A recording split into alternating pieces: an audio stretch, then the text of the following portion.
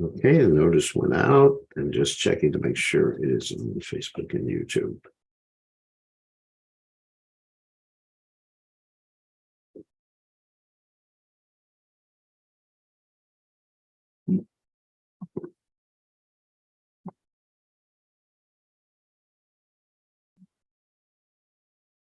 All right, we are live. All right, we are live. Okay, let's get going. All right, back to Zoom. Okay, let us chant. Give me a second. Get the song book out. Oh, songbook's in the other room.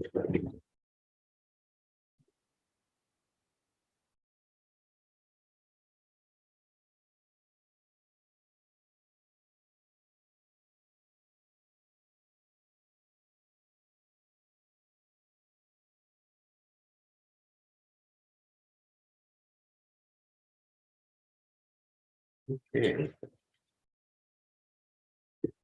All right.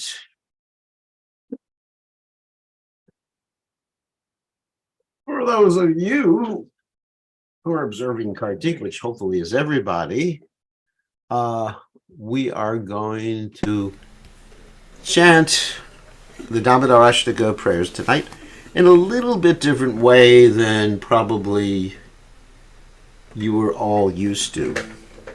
But anyway, just listen. You don't have to chant along. I'm just going to go through it once.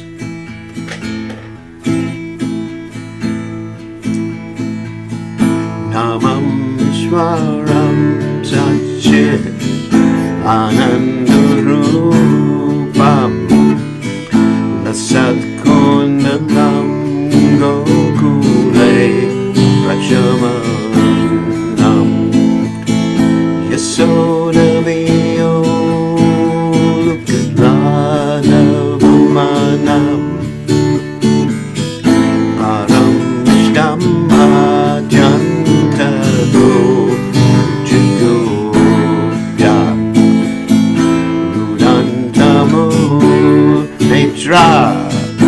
Yumam Vijayam Kalambuja Jumena Satangaletram Mohosashakam Bajire Kankanta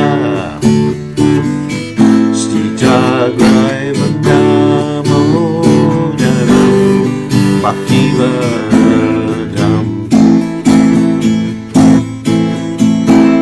Idrix Walina Bir Anandakune Swagosham Nimajantam Kamayantam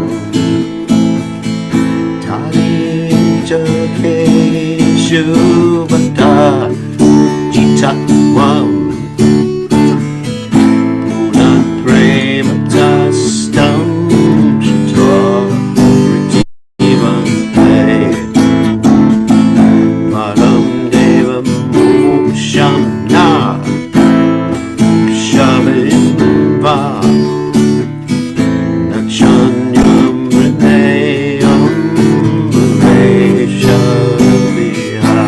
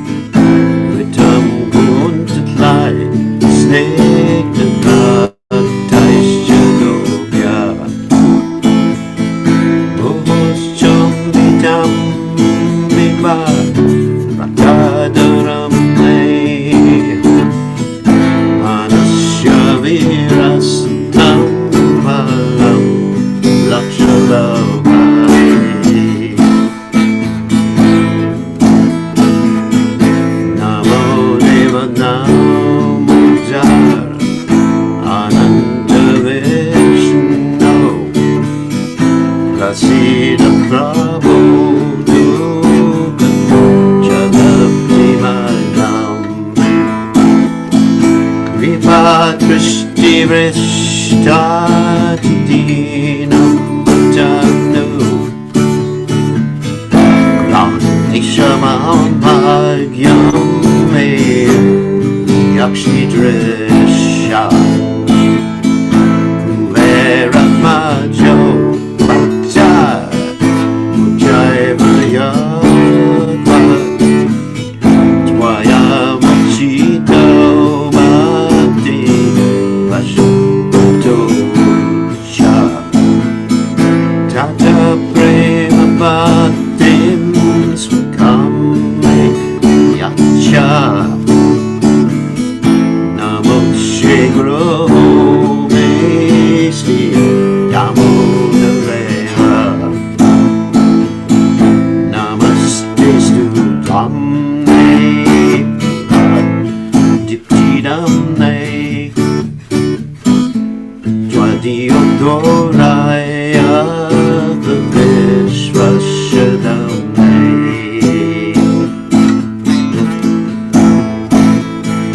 Namo Radhikaya Jwadiyai Priyaya Namo Nandalilaya Devaya Tuvyam Namo Radhikaya Jwadiyai Priyaya Namo Nandalilaya Devaya Tuvyam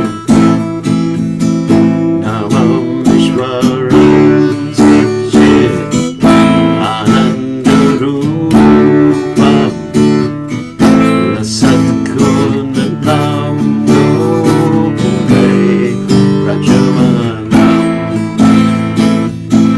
Yasodamiyo Davamanam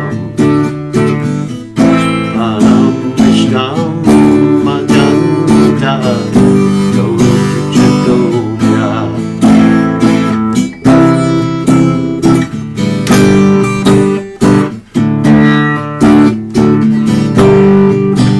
Jaya Radha Damodara Radha Damodara Radha Jaya Radha Damodara Radha Damodara Radha Jaya Prabhupada Prabhupada Jaya Prabhupada Jaya Prabhupada Haribo Haribo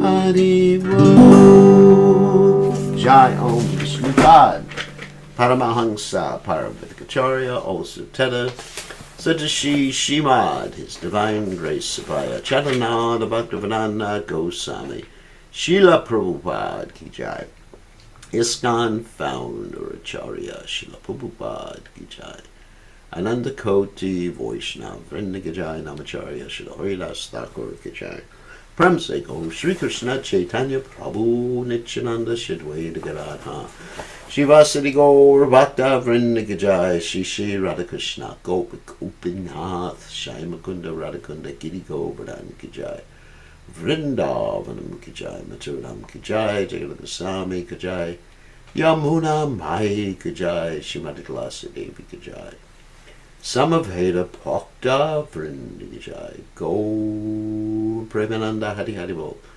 All glories to the assembled devotees. All glories to the assembled devotees. All glories to the assembled devotees. All glories to Shri Guru and Gauranga. Srila Prabhupada Ki Jai. Nama Om Vishnu Padaya Krishna Prestaya Bhutale Shrimati Bhaktivedanta Swami Namani Namaste Saraswati Devi Gauravani Pacharani Nirvishesha Shunyavadi Paschata Dejatani. So quickly we'll read the translation. To the Supreme Controller who possesses an eternal form of blissful knowledge, whose glistening earrings swing to and fro, manifested himself in Gokula, who stole the butter that the gopis kept hanging from the rafters of their storerooms, and then quickly jumped up and ran in retreat in fear of Mother Yashoda, but was ultimately caught. To that Supreme Lord Sri Damodar I offer my humble obeisances. Upon seeing his mother's whipping stick, he cried and rubbed his eyes again and again with his two lotus hands.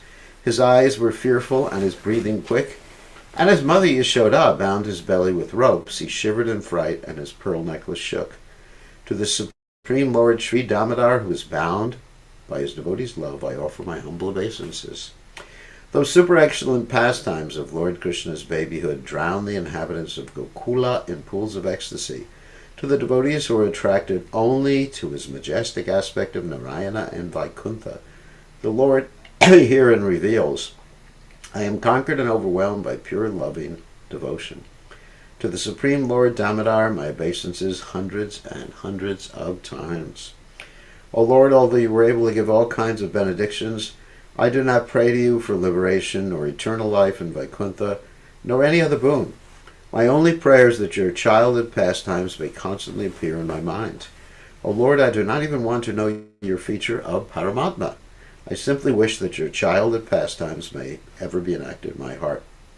O Lord, the cheeks of your blackish lotus face, which is encircled by locks of curling hair, have become reddened like bimba fruit due to Mother Yashoda's kisses. What more can I describe than this? Millions of opulences are of no use to me, but may this vision constantly remain in my mind. O unlimited Vishnu, O Master, O Lord, be pleased upon me. I am drowning in an ocean of sorrow and am almost like a dead man. Please shower the rain of mercy upon me. Uplift me and protect me with your nectarian vision. O Lord Damodar, in your form as a baby, Mother Yashoda bound you to a grinding stone with a rope for tying cows. You then freed the sons of Kuvera, Manigriva, and Nalakuvara, who were cursed to stand as trees, and you gave them the chance to become your devotees. Please bless me in the same way. I have no desire for liberation into your effulgence. O Lord, the entire universe was created by Lord Brahma, who was born from your abdomen, which was bound with a rope by Mother Yashoda. To this rope I offer my humble obeisances. I offer my obeisances to your most beloved Srimati Radharani, and to your unlimited pastimes, Lord Damodar Ki Jai. So, without further ado, we're going to go to Krishna book. So, Om Gana Timiranda Shah Gananjana Shalakaya Chakshur Meditam Yena Tasmai Shigurave Namaha. I offer my respectful obeisances under the lotus feet of my spiritual master, His Divine Grace, A.C. Bhaktivedanta Swami Srila Prabhupada, who so kindly opened my eyes with the torchlight of knowledge while I was blinded in the darkness of ignorance. So anyway, so let us go to Krishna book and share the screen. Hold on one second. All right. Whoops. What happened here? Oh, wait a second. There's a glitch in the matrix.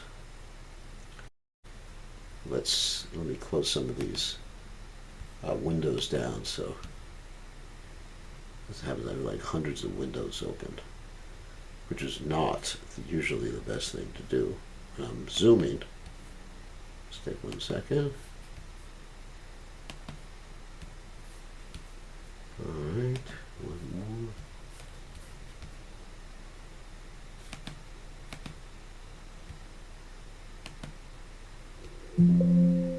All right. Maybe we got most of them closed down. Huh? Close the windows. Close the windows. Okay, let's see if it works now. Oop.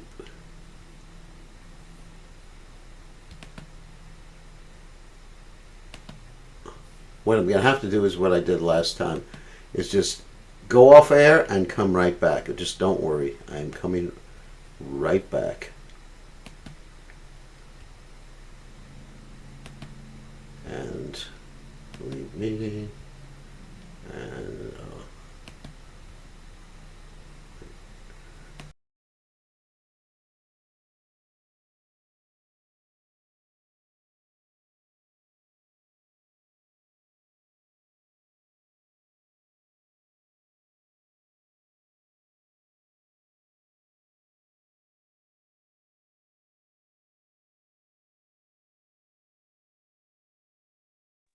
I am back.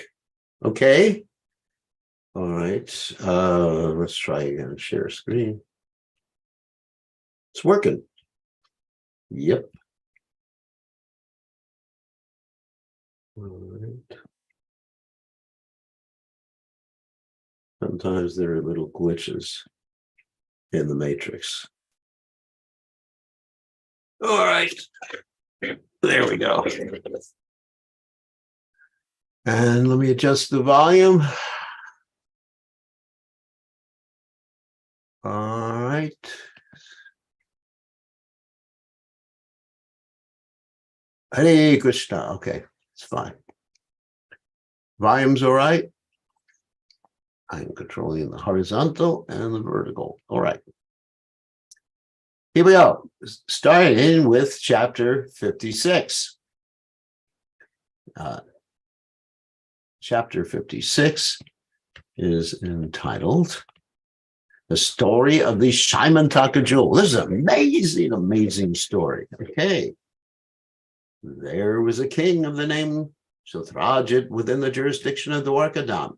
He was a great devotee of the sun god who awarded him the benediction of a jewel known as Syamataka.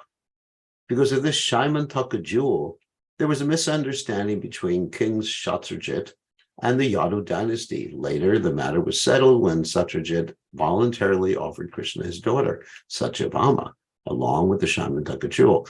Not only Satyabhama, but also Jambavati, the daughter of Jambavan, was married to Krishna on account of the Syamataka jewel. These two marriages took place before the appearance of Prajuna, which was described in the last chapter. How King Thrajit offended the Yadu dynasty and how he later came to his senses and offered his daughter and the Syamataka jewel to Krishna are described as follows. Since he was a great devotee of the sun god, King Satyajit gradually entered into a very friendly relationship with him. The sun god was pleased with him and delivered to him an exceptional jewel known as Syamataka. When Thrajit wore the jewel in a locket around his neck, he appeared exactly like an imitation sun god. Putting on this jewel, he entered the city of Dwarka, and people thought that the sun god had come into the city to see Krishna. They knew that Krishna, being the supreme personality of Godhead, was sometimes visited by the demigods. So while Satyajit was visiting the city of Dwarka, all the inhabitants except Krishna took him to be the sun god himself.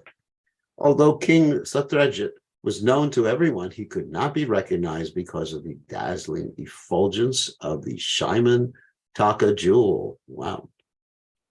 Mistaking Satyajit to be the sun god, some of the important citizens of Dwarka immediately went to Krishna to inform him that the sun god had arrived to see him.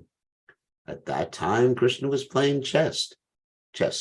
One of the important residents of Dwarka spoke thus: "My dear Lord Narayan, you are the supreme personality of Godhead, and your plenary portion is Narayan or Vishnu. You have 4 hands with different symbols: the conch shell, disc, club, and lotus flower.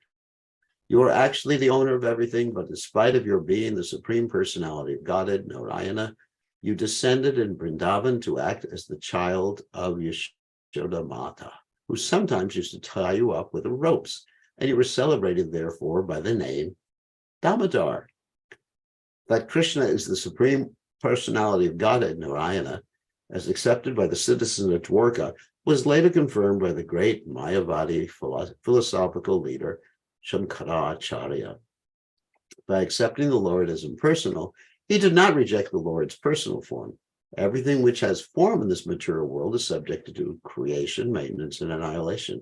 But because the supreme personality of Godhead, Narayana, does not have a material form subject to these limitations, Shankaracharya, to convince the less intelligent men who take Krishna to be an ordinary human being, said that God is impersonal. This impersonality means that he is not a person of this material condition. He is a transcendental personality without a material body, as it says in the Bhagavad Gita, Jopisa Naviyatma, Bhutanami Shiropisham, Abrakotim Swamadishtaya Sambhavami Apamaya. When I come to this material world, I do not come, Krishna is saying, in the material body, but I come in my original transcendental form. And of course, in the Brahma Samhita, it's stated by Lord Baba, Satchidananda Vigraha. Krishna has a body made of what? Eternity, bliss, and knowledge. The citizens of Dwarka addressed Lord Krishna not only as Damodar, but also as Govinda, which indicates that Krishna is very affectionate to the cows and calves. And just to refer to their intimate connection with Krishna, they addressed him as Yadunandana because he was born the son of Vasudeva in the Yadu dynasty. The citizens of Dwarka concluded by addressing Krishna as the supreme master of the whole universe. They addressed Krishna in many different ways, proud of being citizens of Dwarka who could see Krishna daily. When Thrajit was visiting the city of Dwarka, the citizens felt great pride to think that although Krishna was living in Dwarka like an ordinary human being, the demigods were coming to see him. Thus, they informed Lord Krishna that the sun god with his glaring bodily effulgence was coming to see him. The citizens of Dwarka confirmed that the sun god's coming into Dwarka was not very wonderful because people all over the universe who were searching after the supreme personality of Godhead knew that he had appeared in the Yadu dynasty and was living in Dwarka as one of the members of that family. Thus, the citizens expressed their joy on this occasion. On hearing the statements of the citizens, the all-pervasive personality of Godhead Krishna simply smiled. Being pleased with the citizens of Dwarka, Krishna informed them that the person they described as the sun god was actually King Thrajit, who had come to visit Dwarka city to show his opulence in the form of the valuable jewel obtained from the sun god. Thrajit, however, did not come to see Krishna. He was instead overwhelmed by the Syamataka jewel. He installed the jewel in a temple to be worshipped by Brahmanas. He engaged with this purpose. This is an example of a less intelligent person worshiping a material thing. In the Bhagavad Gita, it is stated that less intelligent persons, in order to get immediate results from their fruitive activities, worship the demigods created within this universe. The word materialist means one concerned with gratification of the senses within this material world. Although Krishna later asked for the Syamataka jewel, King Thrajit did not deliver it. On the contrary, he installed the jewel for his own purpose of worship. And who would not worship that jewel? The Syamataka jewel was so powerful that daily it produced a large quantity of gold. A quantity of gold is counted by a measurement called a bhara. According to Vedic formulas, 1 bhara is equal to 21 pounds, and 1 mound equals about 82 pounds. The jewel was producing about 170 pounds of gold every day. You can calculate at the present price of gold. Wow. Something like, I guess it would be close to 300,000 US dollars. Actually, no, sorry. I am sorry. Much more than that. That's if it was 170 ounces. So it'd be 300,000 times 16. Oh my God. That is a lot. Okay. Woo-hoo. So approximately 5 million. Anyway, besides that, it is learned from Vedic literature that in whatever part of the world this jewel was worshipped, there was no possibility of famine. And wherever the jewel was present, there was no possibility of anything inauspicious such as pestilence. Lord Krishna wanted to teach the world that the best of everything should be offered to the ruling chief of the country. King Ugrasena was the overlord of many dynasties and happened to be the grandfather of Krishna. So Krishna asked Satyajit to present the Syamataka jewel to King Ugrasena. Krishna pleaded that the best should be offered to the king. But Satyajit, being a worshiper of the demigods, had become too materialistic, and instead of accepting the request of Krishna, thought it wise to worship the jewel to get 170 pounds of gold every day. That would be very attractive for anybody.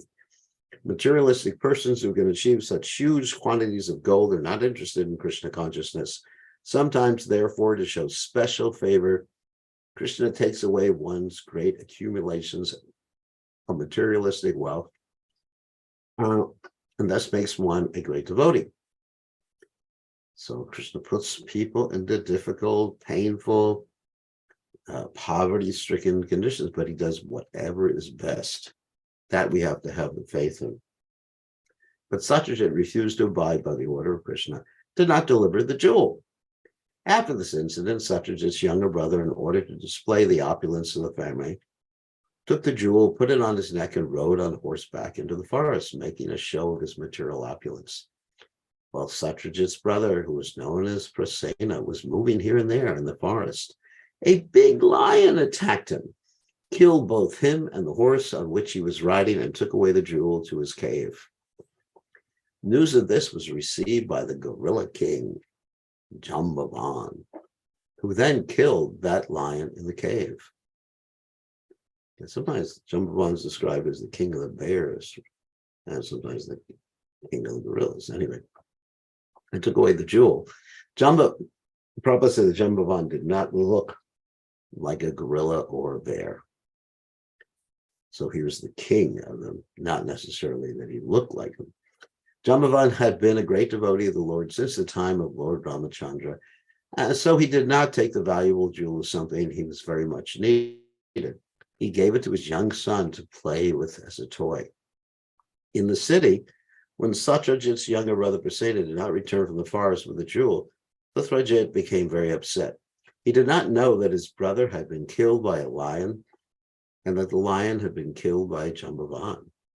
He thought instead that because Krishna wanted the jewel which had not been delivered to him, Krishna might have therefore taken the jewel from Prasena by force and killed him. This idea grew into a rumor which Satyajit spread in every part of Dwarka. So there's some story in the Puranas that Krishna lost his reputation, or he got a bad reputation at this point, because he saw his reflection. He saw his reflection. No, actually, he looked at the moon on Ganesh Chaturdasi. That's the point. So there's, I don't know if that's actually a bona fide story, but people tell that story. The false rumor that Krishna had killed, because if you look at the moon on Ganesh Chaturdasi, then guess what happens? Ostensibly, you're supposed to lose your reputation. So be careful. The false rumor, I don't know if that's a bona fide story or not. I have to really preface that story with that particular statement, or end the story with that statement. The false rumor that Krishna had killed Prasena and taken away the jewels spread everywhere like wildfire. Krishna did not like to be defamed in that way, because he has feelings, and therefore he decided that he would go to the forest and find the Syamataka jewel. Taking with him some of the important inhabitants of Dwarka, Krishna went to search out Prasena, the brother of Satyajit, and found him dead, killed by the lion. At the same time, Krishna also found the lion killed by Jambavan, who is generally called Riksha, and also Riksharaj. It was found that the lion had been killed by the hand of Riksha without the assistance of any weapon. Krishna and the citizens of Dwarka then found in the forest a great tunnel, said to be the path to Riksha's house. Krishna knew that the inhabitants of Dwarka would be afraid to enter a tunnel. Therefore, he asked them to remain outside, and he himself entered the dark tunnel alone to find Riksha, Jambavan. After entering the tunnel, Krishna saw that the valuable jewel known as Syamataka had been given to the son of Riksha as a toy. To take the jewel from the child, Krishna approached and stood before him. When the nurse taking care of Riksha's child saw Krishna standing before her, she was afraid, thinking he might take away the valuable Syamataka jewel, and she cried out loudly in fear. Hearing the nurse's cries, Jambavan appeared on the scene in a very angry mood. Jambavan was actually a great devotee of Lord Krishna, but because he was angry, he could not recognize his master and thought him to be an ordinary man. This brings to mind the statement of the Bhagavad Gita, in which the Lord advises Arjuna to get free from anger, greed, and lust. Those are the three gates going to hell. Kama Esha, like that, Kama Esha, Rajaguna Samudra, Krodha Esha. In order to rise to the spiritual platform, lust, anger, and greed run parallel in the heart and check one's progress on the spiritual path. That's really interesting. They run parallel. Not recognizing his master, Jambavan challenged him to fight. There was then a great fight between Krishna and Jambavan, in which they fought like two opposing vultures. Whenever there was an eatable corpse, the vultures fight heartily over the prey. Krishna and Jambavan first of all fought with weapons, then with stones, then with big trees, then hand to hand, until at last they were hitting each other with their fists, their blows like the striking of thunderbolts. Each expected victory over the other, but the fighting continued for 28 days, both at daytime and at night, without stopping. In other words, no rest, no prasadam, continual fighting for 28 days. Although Jambavan was the strongest living entity at that time, practically all the joints of his bodily limbs became slackened and his strength was reduced practically to nil, for he was struck constantly by the fists of Sri Krishna. Feeling very tired with perspiration all over his body, Jambavan was astonished. Who was this opponent who was fighting so hard with him? Jambavan was quite aware of his own superhuman bodily strength, but when he felt tired from being struck by Krishna, he could understand that Krishna was no one else but his worshipable Lord, the Supreme Personality of Godhead. This incident has special significance for the devotees. In the beginning, Jambavan could not understand Krishna because his vision was obscured by material attachment. He was attached to his boy and to the greatly valuable Syamataka jewel, which he did not want to spare for Krishna. In fact, when Krishna came there, he was angry, thinking that Krishna had come to take away the jewel. This is the material position. Although one is very strong in body, that cannot help him understand Krishna. And actually, we can relate that to ourselves, where we become, not me so far, where we become angry with Krishna because he either doesn't give us something or takes something away from us. You know, this is a common thing. You can get angry with God or have doubts. In a sporting attitude, Krishna wanted to engage in a mock fight with his devotee. So Krishna arranged all this so he could sport with his devotees, because Krishna also enjoys the indirect rasas like ghastliness, anger, like that, shock. As we have experienced from the pages of Srimad Bhagavatam, the Supreme Personality of Godhead has all the propensities and instincts of a human being.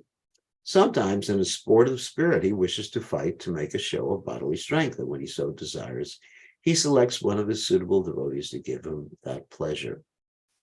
So in other words, the reason we have these qualities is because God has the qualities and we are chips off the old block.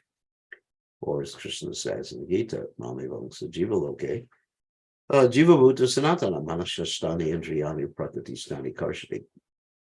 Krishna desired this pleasure of mock fighting with Jambavan.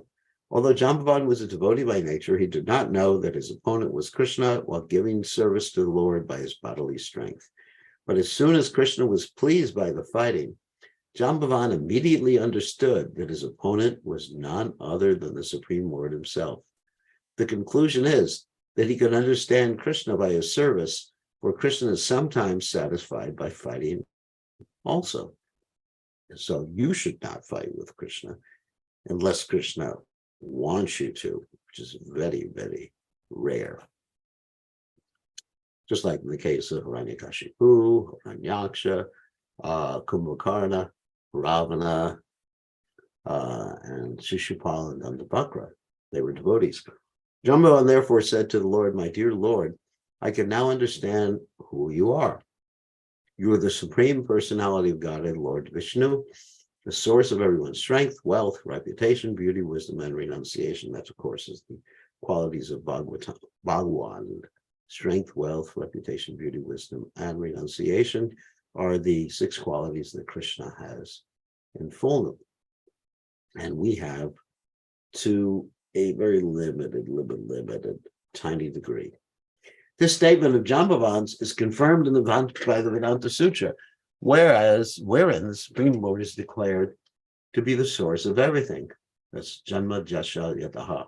And also Bhagavatam says the same thing. Jambavan identified Lord Krishna as the Supreme Personality, Lord Vishnu. My dear Lord, you're the creator of the creators of universal affairs. This statement is very instructive to the ordinary man who's amazed by the activities of a person with an exceptional brain. The ordinary man is surprised to see the inventions of a great scientist, but the statement of Jambavan confirms that although a scientist may be a creator of many wonderful things, Krishna is the creator of the scientist. He is the creator of not only one scientist, but of millions and trillions all over the universe. Jambavan said further, not only are you the creator of the creators, but you're also the creator of the material elements which the so-called creators manipulate. Scientists utilize the physical elements or laws of material nature to do something wonderful. But actually, such laws and elements are also the creation of Krishna. This is actual scientific understanding. Less intelligent men do not try to understand who created the brain of the scientist. They are satisfied simply to see the wonderful creation or invention of the scientist. And many times they think they can imitate God. Scientists think they can imitate God and create life. But that is craziness. Jambavan continued, my dear Lord, the time factor which combines all the physical elements is also your representative. You are the supreme time factor in which all creation takes place, is maintained, and is finally annihilated. And beyond the physical elements and the time factor, the persons who manipulate the ingredients and advantages of creation are part and parcel of you. The living entity is not, therefore, an independent creator. By studying all factors in the right perspective, one can see that you are the supreme controller and Lord of everything. My dear Lord, I can therefore understand that you are the same Supreme Personality of Godhead, whom I worship as Lord Ramachandra. My Lord Ramachandra wanted to construct a bridge over the ocean, and I saw personally how the ocean became agitated simply by my Lord's glancing over it. And when the whole ocean became agitated, the living entities like whales, alligators, and Timingila fish all became perturbed. The Timingila fish of the ocean can swallow big aquatics like whales in one gulp. In this way, the ocean was forced to give way and allow Ramchandra to cross to the island known as Lanka. This island is now said to be Ceylon. Lord Ramchandra's construction of a bridge over the ocean from Cape Comorin to Ceylon is still well known to everyone. After the construction of the bridge, a fire was set all over the kingdom of Ravana. During the fighting with Ravan, every part of his limbs was slashed to pieces by your sharp arrows, and his heads fell to the face of the earth. Now I can understand that you are none other than my Lord Ramachandra. No one else has such immeasurable strength. No one else could defeat me in this way. Lord Krishna was satisfied with the prayers and statements of Jambavan, and to mitigate, that means to lessen, Jambavan's pain, he began to lightly rub the lotus palm of his hand all over Jambavan's body. Thus, Jambavan at once felt relieved from the fatigue of the great fight. Lord Krishna then addressed him as King Jambavan because he and not the lion was actually the king of the forest, having killed the lion with his bare hands. Krishna informed Jambavan that he had not come to ask for the Syamataka jewel because ever since it had been stolen, his name had been defamed by the less intelligent. Krishna plainly informed him that he had come there to ask for the jewel in order to be free from this defamation. Jambavan understood the whole situation, and to satisfy the Lord, he immediately delivered not only the Syamataka jewel, but also his daughter, Jambavati, who was of marriageable age, and presented her to Lord Krishna. And actually in the writings of the Acharyas, it says that Jambavati was actually worshiping deities of Krishna. She was a little girl.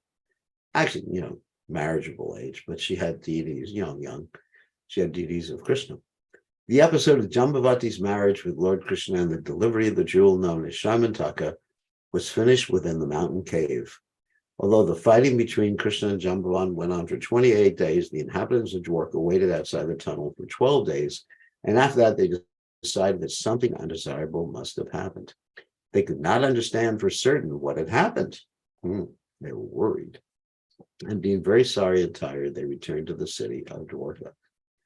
All the members of the family, namely Krishna's mother, Devaki, his father, Vasudeva, and his chief wife, Rukmini, along with all other friends, relatives, and residents of the palace, were very sorry when the citizens returned home without Krishna. Because of their natural affection for Krishna, they began to call Thrajit ill names, for he was the cause of Krishna's disappearance. They went to worship the goddess Chandrabhaga, praying for the return of Krishna. The goddess was satisfied by the prayers of the citizens of Dwarka, and she immediately offered them her benediction. Simultaneously,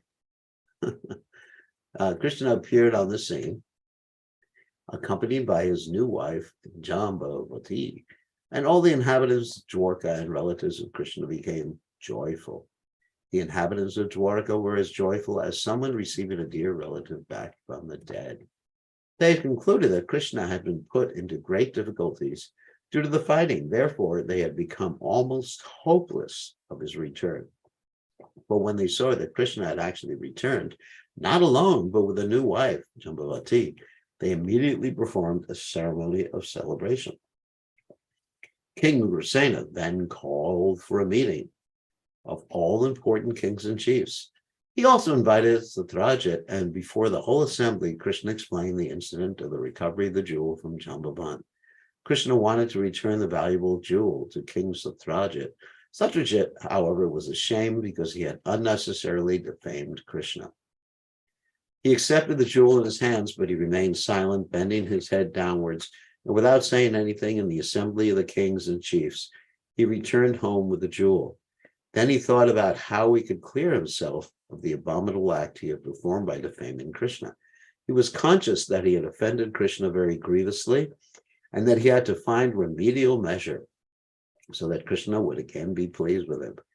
King Satyajit was very eager to get relief from the anxiety he had foolishly created due to being attracted by a material thing, specifically the Syamataka jewel. Truly afflicted by the offense he had committed against Krishna, he sincerely wanted to rectify it. From within, Krishna gave him good intelligence, and Satyajit decided to hand over to Krishna both the jewel and his beautiful daughter, Satyabhama, who was a direct expansion of Srimati Radharani. There was no alternative for mitigating the situation, and therefore he arranged the marriage ceremony of Krishna and his daughter. He gave in charity both the jewel and his daughter to the Supreme Personality of Godhead. Satyabhama was so beautiful and qualified that Satyajit, in spite of being asked for her hand by many princes, was waiting to find a suitable son-in-law. By the grace of Krishna, he decided to hand his daughter over to him, to Krishna. So Lord Krishna, being pleased with Satyajit, informed him that he did not have any need of the Syamataka jewel. It is better to let it remain in the temple as you have kept it, he said, and every one of us will derive benefit from the jewel. Because of the jewel's presence in the city of Dwarka, there'll be no more, there'll be no more famines or disturbances created by pestilence or excessive heat and cold. Thus ends the Bhaktivedanta purport of the 56th chapter of Krishna, the story of the Syamataka jewel. Wow. Very, very interesting story. And so this story, of course, there's several morals to the story because Krishna is the Supreme Personality of God, and that's the first lesson. But secondly, the Krishna's enjoying these pastimes. Thirdly, that one who is attached to things in this material world, avatam ganametena gyanino nichavirana, kama rupena kuntya dushmarena lenacha, his intelligence becomes covered by that lust, and he's not even able to recognize God when he comes. So one should not be attached to things in this world because ultimately they're going to be taken away anyway. So very important lessons in this particular chapter. And anyway, Krishna was enjoying And also mentioned blaspheming Krishna. Okay, we're going to take questions now, since we just have about 3 more minutes before we normally take questions. And the next chapter is entitled The Killing of the Thrajit and Syamataka. So this is interesting. Krishna does not kill Thrajit. Don't worry about it. You'll hear about it probably tomorrow. Okay, on that happy note, we will stop sharing. Okay.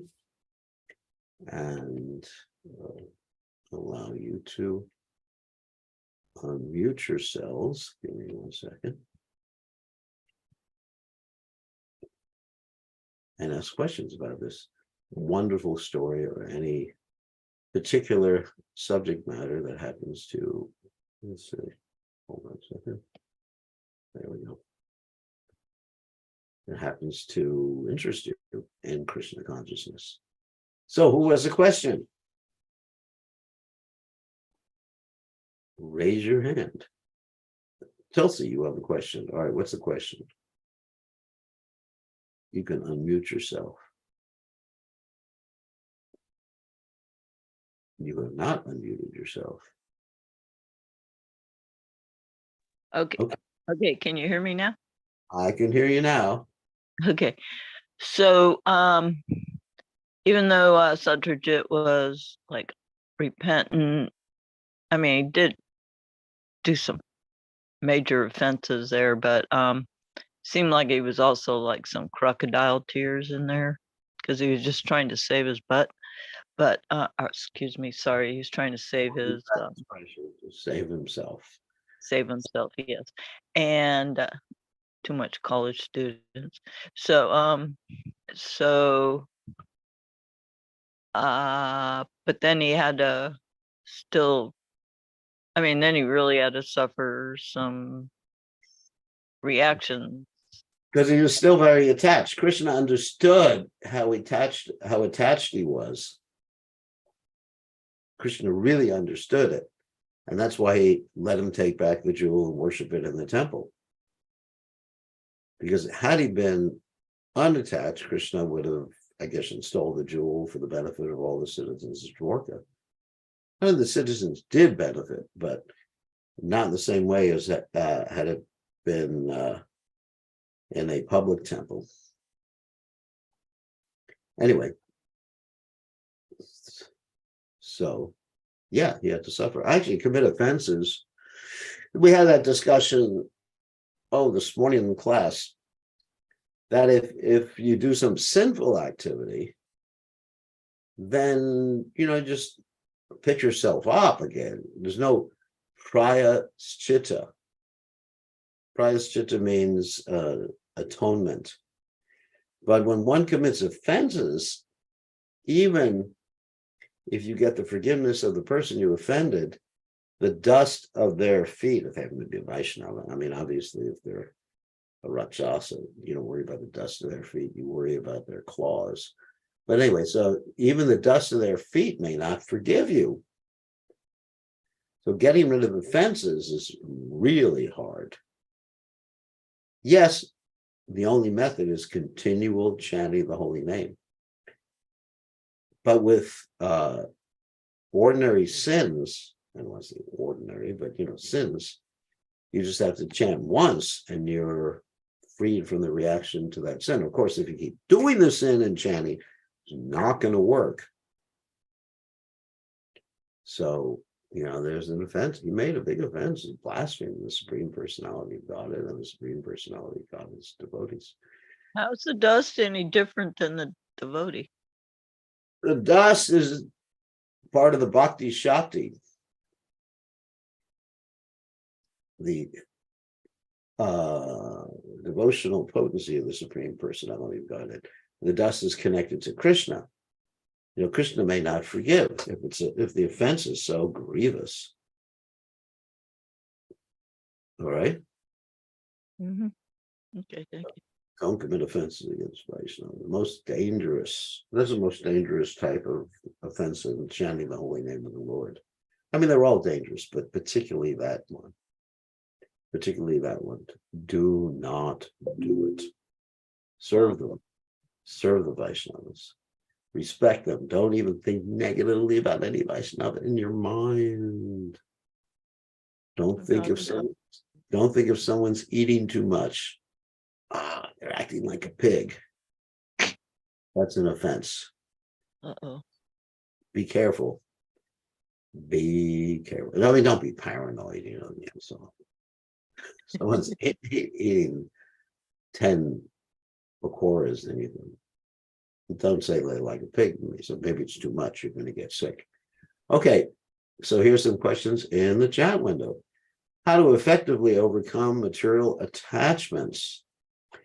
You can't overcome them. You have by being attached to who? Krishna. Krishna's devotees, paraphernalia, devotional paraphernalia. That's the only way I know. If you're attached to the holy name, you're attached to the deities, you're attached to prasadam, you're attached to your spiritual master. Actually, Lord Kapila says the same attachments that we have in this world, when they're focused on the devotees of the Lord, those same attachments can be the source of liberation of Krishna consciousness. That's the only way I know. If you just get into your material attachments and try to become detached, say, oh, I really want to become detached from my family or whatever, ain't going to work. Because the more you try, the more you get attached. The more you try, the typical thing I usually talk about was the more you try to do, or you try to do a don't, you can't do a don't. You can't do a negative. Doesn't work. Okay, good question. And hopefully good answer. Atmanandini. Hare Krishna Maharaj. In Goloka Vrindavan, Lord Krishna's holy youth. This means that all the pastimes, such as the child, are Boma earth was right. I just wondered how Mother Yashoda, Vatsalya Ras manifests fully in Goloka, because she's remembering the childhood pastimes. She has full remembrance, just like my mother used to keep little baby shoes, not baby shoes, but shoes of me when I was a baby. The shoes were not babies, or they were for babies. And she had them bronzed. That means they were metal shoes, and you put them on her altar. And I was always her little baby, even though her little baby was over 70 years old. Imagine having a baby, 70-year-old baby. It's really not a good idea. Anyway. Yeah, so the actual manifest pastimes, but there's the consciousness. There's abhiman. That's called the abhiman, the identity or the consciousness. So it manifests fully, because the Vatsalya Ras is always there, even when the object of Vatsalya Ras is not there. Then Vishaya Vatsalya Ras is not there. Still it manifests. It's just like whatever your relationship with Krishna is, even if you don't see Krishna, that relationship is fully manifested if you're a devotee. Good question. Mr. Gopal. Please accept my obeisance, Shri Gurudev. Okay. So in this chapter, we read about Krishna disappearing for 28 days from the citizens of Dwarka, and then experiencing separation from him and cursing Thrajit because of that feeling of separation.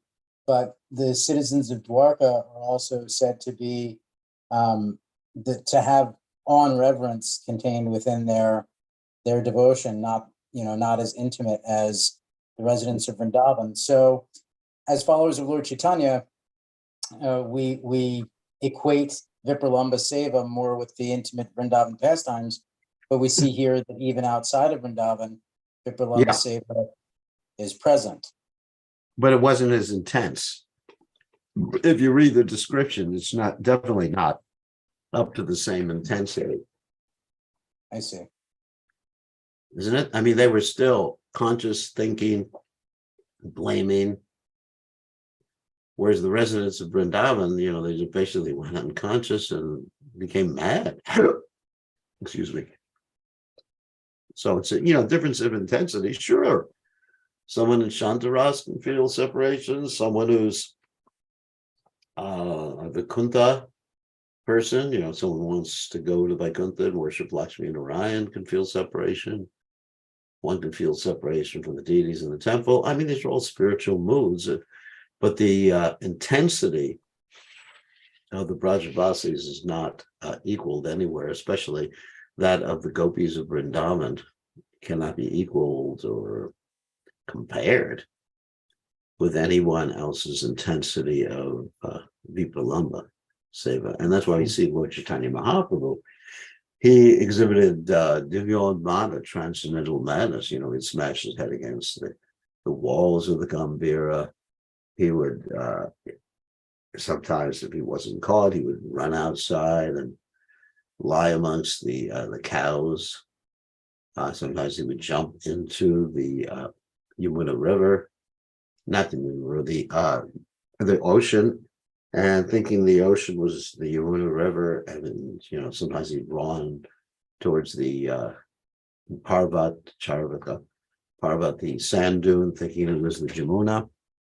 So these are intense emotions that are only experienced by the gopis, and of course the residents of Vrindavan are experiencing to a lesser degree than the gopis. And of course, Radharani is experiencing to the highest degree. Jigaitam nimishena chakshusha pavashayatam shunyaitam jagat sarvam govinda vidahename. All right. Who else has a question? You can raise your hand, or you can type in the text window, or you can unmute yourself. I hear someone. Sumuk. Yes, Gurudev. Please accept my humble wishes, Guru Maharaj. Hariva. Hare Krishna, Gurudev. I'm just wondering about Jamuan. I know Jamuan was in the Lord Ram's pastimes and he was quite old. That's why he couldn't jump to Lanka and advise. Yeah. So then after the victory of the battle between Ram and Ravan, so then Lord Ram reigned for many years, and after that, then this Dwapar Yuga started. Then it's millions of years later. It's millions of years later. Millions of years later, then we see that in this Dwapar Yuga, Jamuan has a kid and a young daughter. Wasn't he growing old? Somehow or other, he still had a lot of strength, even though he couldn't jump to Lanka. He still had a lot of strength, and so somehow or other, he still had enough strength to have a daughter. And some of the acharyas describe that he wanted. Now this is, but I haven't read this description. That he wanted his daughter to marry Lord Ram, and Ram said Ekapatni Vrata, but then his daughter would be quite old. Yes, Chiranjiva means he lives a long time. He's a son of Lord Brahma, and he witnessed many appearances of Lord Ram. Sorry. The important point I heard from you was that Jamun couldn't recognize Lord Krishna because he had anger. So he had anger. Right. That's what Prabhupada said in his Krishna book. He was angry. Otherwise, he would have recognized Krishna as his worshipable personality, Lord Ram. So we have to be careful about our anger. That's directly in the Krishna book. The anger covers you, so you cannot recognize or cannot attain your actual self-benefit. So control your anger. Krodha, Kama Esha, Krodha Esha, Rajaguna Samudbhava, as Krishna said. These are the enemies of our of the conditioned soul. Lust, anger, greed. Of course, anger comes from frustrated lust. And even if you get the object of your lust, you also get angry. Sometimes you lament, why couldn't I have had this? And then you get so angry. Oh, why didn't I get this, Krishna? Okay. So on that happy note, is it true that Jambavan was so impressed by Lord Ram's valor, he wanted to have a duel? Lord promised him in another yuga. Lord promised him. I didn't read in the Ramayana that Jambavan actually asked for a duel with Lord Ram. I didn't read in the Ramayana that, so it's possible. That may be in one of the Puranas or something like that. But I have not read that personally. Okay, on that happy note, thank you very much. We will continue tomorrow. All glories to His divine grace. AC, welcome.